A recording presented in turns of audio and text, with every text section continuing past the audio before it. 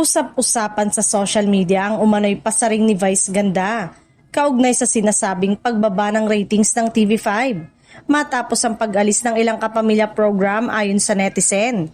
Kapansin-pansin umano ang pagbabago sa panonood ng mga manonood, matapos mawala sa TV5 ang mga programang may malakas na following. Dahilan upang muling pag-usapan ang naging epekto ng network decision sa audience share. Bagamat walang direktang pahayag si Vice Ganda sa tahasang nagsabing bumaba ang ratings ng TV5, may mga naging komento siya noon tungkol sa kahalagahan ng free TV reach at kung paano sumusunod ang audience sa mga programang kanilang minahal. Saan man ito mapanood. Para sa marami, sapat na raw ito upang bigyang kahulugan ng posibleng pananaw ng Unkabogable star sa sitwasyon.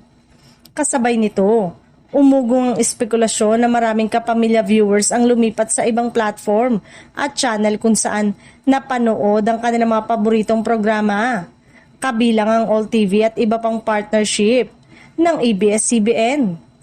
Ito raw ang posibleng dahilan kung bakit tila humina ang dating solid na audience base ng TV5 ayon sa online discussion.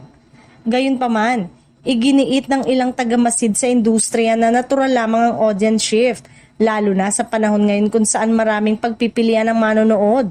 Mula free TV hanggang digital platform, hindi raw ito dapat ituring agad bilang pagkakamali ng alinmang network, kundi bahagi ng patuloy na pagbabago sa media consumption ng publiko. Sa huli, malinaw na mas pinipili ni Vice Ganda ang manahimik at mag-focus sa trabaho kaysa makisawsaw sa issue ng ratings at network rivalry. Para sa kanya, mas mahalaga ang patuloy na pagbibigay aliw sa manonood at ang pananatiling konektado sa audience, anumang istasyon o platform pa ang kanilang piliing panoorin.